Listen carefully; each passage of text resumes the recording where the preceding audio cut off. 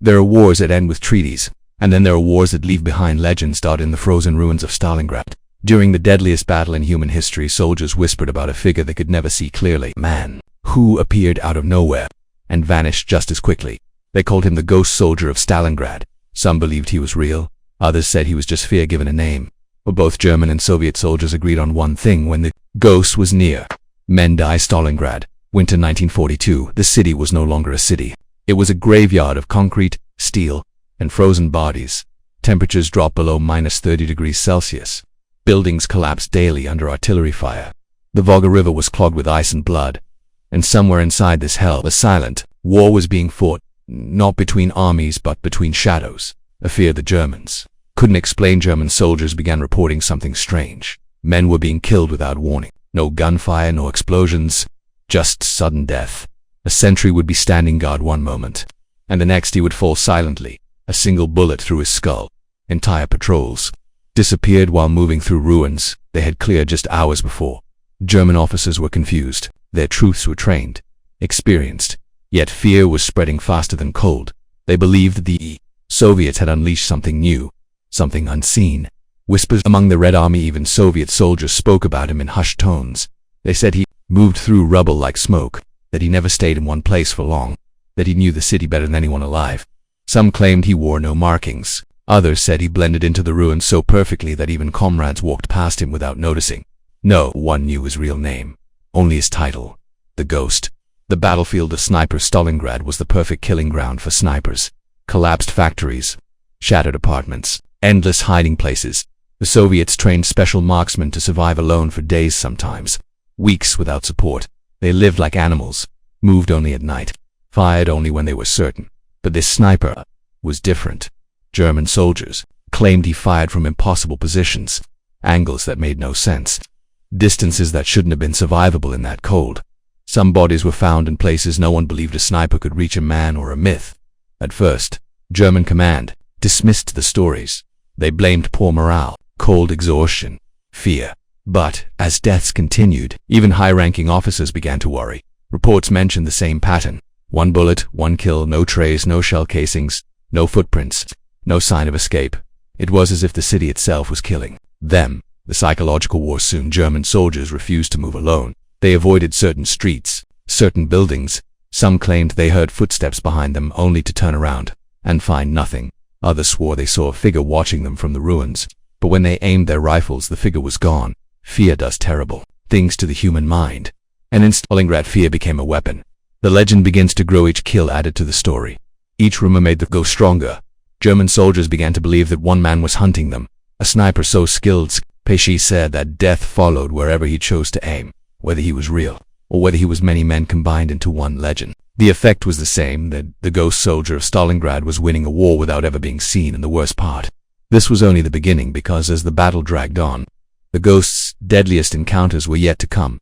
By late 1942, Stalingrad had become something no military strategist had ever imagined. It was no longer a battlefield. It was a maze, a city reduced to broken walls, collapsed stairwells, twisted steel, and endless shadows. Every window was a firing position. Every pile of rubble could hide a killer. And in this maze, the ghost soldier thrived. The German army had entered Stalingrad with confidence. They were veterans of blitzkrieg, masters of fast, decisive warfare. But Stalingrad slowed them down, then trapped them. The city forced men to fight at arm's length, room by room, floor by floor, sometimes inch by inch. And that was when the snipers took control. The ghost's hunting ground. German soldiers began noticing patterns they couldn't explain. Officers were shot while giving orders. Machine gunners were killed the moment they exposed themselves. Messengers never reached their destinations. Each kill was precise, silent, final. The ghost never wasted ammunition. One shot was enough. Some soldiers claimed he waited for hours, sometimes days, without moving, just to kill a single target. Others believed he studied enemy routines, striking only when the psychological damage would be greatest. Fear spread through the German lines. Men stopped trusting the ruins around them. They hesitated before crossing open streets. They flinched at shadows. And in a city where hesitation meant death, that fear was deadly. Soviet sniper doctrine. The Red Army had learned hard lessons earlier in the war. They could not match Germany in open-field maneuver warfare, so they adapted. Soviet commanders encouraged snipers to operate independently, without rigid orders. They were taught patience, deception, and endurance. Some snipers were paired, one to shoot, one to watch. Others worked completely alone. They were instructed to blend into the ruins, using broken furniture, rubble, even corpses for concealment, and among them, the ghosts stood apart. The Germans strike back eventually. German command realized this was no ordinary sniper problem. They deployed their own elite marksmen, men trained specifically to hunt and kill enemy snipers. These were professionals, called disciplined, but one by one, they disappeared during counter-snipers reported something disturbing. They felt watched. Some fired at shadows only to be shot moments later from a direction they never anticipated. Others who were killed while repositioning caught mid-movement. Exposed for just a second, it was as if the ghost could predict their every move. A war of minds. What made the ghost truly dangerous wasn't just his aim, it was his understanding of fear. He killed officers to create chaos. He spared certain soldiers so they could spread terror. He struck at moments that shattered morale during meals, briefings, and troop rotations. German soldiers began wearing captured Soviet helmets. Others refused to raise their heads above rubble. Some even claimed the ghost fired from beneath the ground, from holes no man could survive in. Logic no longer mattered. The legend had taken control. Myth takes shape. No one ever saw him clearly. Some said he was young, others said he was old. Some believed he had scars across his face. Others claimed he wore a white camouflage suit stained with ash and blood. There was no single description, only a name and a growing number of dead. The ghost soldier of Stalingrad was no longer just a sniper. He was an idea, a symbol of resistance, a weapon made of silence and fear. And as winter tightened its grip on the city, the deadliest duel of the Ghosts' War was still ahead, because the Germans were about to make a final attempt to end the legend by sending someone who believed he could kill a ghost. By the middle of the Battle of Stalingrad, the situation had become unbearable for German command. Entire units were frozen in place, movement slowed, morale collapsed, and at the center of it all was the ghost soldier. German officers finally accepted the truth. This was not a myth created by fear alone. Someone was deliberately hunting them, so they made a decision. If a sniper was killing their men, they would send a sniper to kill him. The arrival of the German elite from deep behind the front lines. The Germans brought in one of their best marksmen, a man trained for one purpose only, to eliminate enemy snipers. He was calm, experienced, and confident. Unlike regular soldiers, he did not fear the ruins of Stalingrad. He had fought in cities before. He understood patience, and most importantly, he believed ghosts could be killed. The German sniper began studying the battlefield carefully. He analyzed bullet trajectories, patterns of movement. In the timing of attacks, he noticed something important. The ghost did not kill randomly. Every shot had intent. The deadly game begins for days.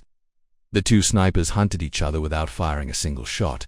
It was a war of waiting. The German sniper used decoys, helmets on sticks, pieces of cloth drifting in the wind.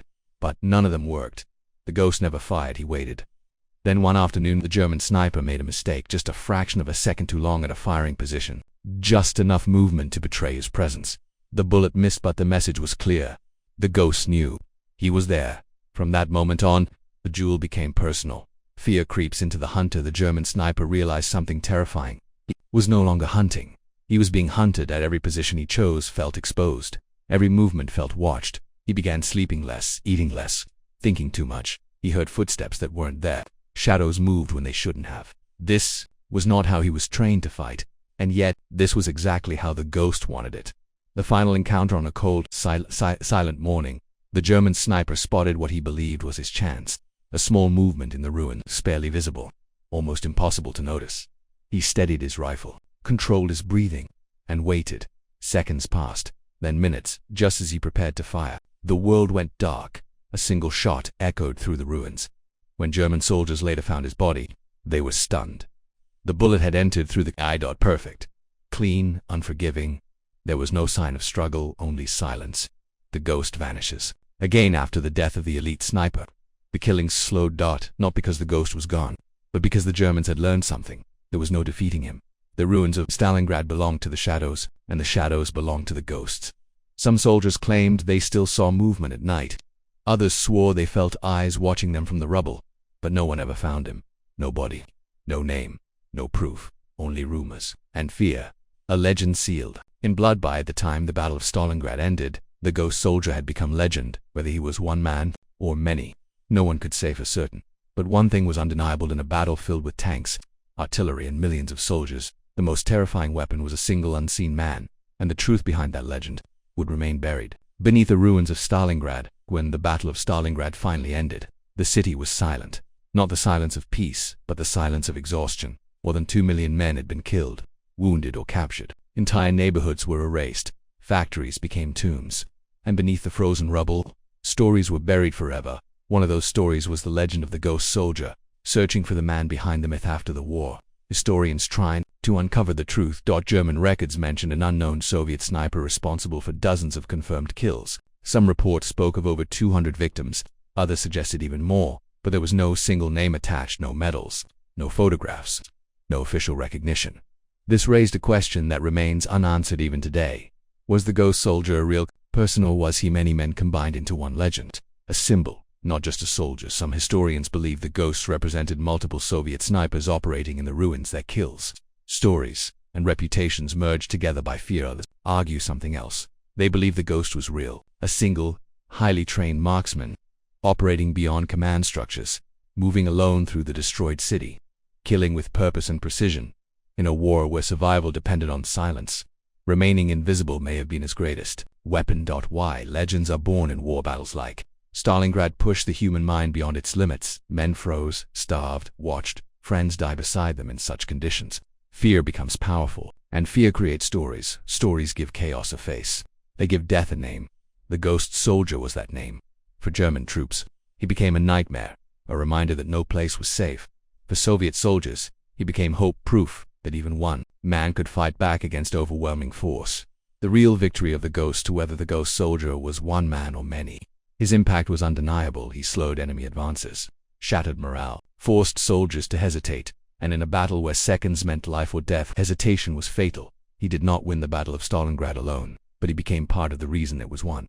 A story that refuses to die today. The ruins of Stalingrad are gone. The city has been rebuilt and renamed Volgograd. Children play where soldiers once fought. Streets stand where blood once flowed, but the legend remains. The ghost soldier of Stalingrad still walks through history, not as a man, but as a reminder of what war can create: heroes without faces, victories without names, and stories that survive long after the guns fall silent. Final words in the end.